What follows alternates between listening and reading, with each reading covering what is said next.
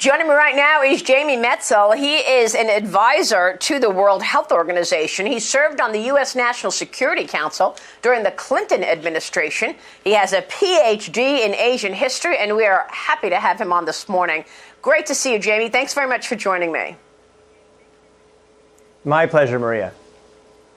So where are we on all of this? I know that the World Health Assembly, an annual meeting of world leaders, will happen this week. Will this issue come up?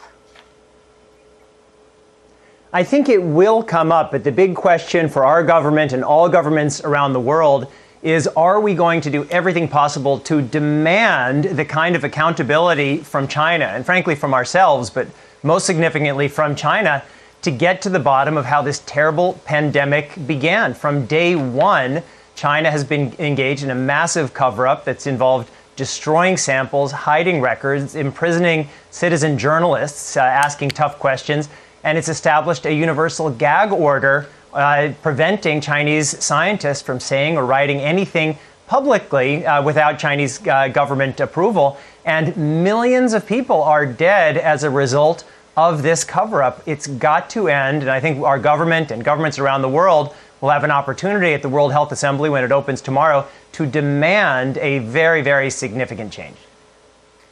Yeah, but look what happened to Australia when it demanded some information. Australia was among the more courageous countries to say, look, we want to see how this started. Now there are articles in the Global Times advising the CCP to bomb Australia. Will Australia speak up at this meeting? Yeah.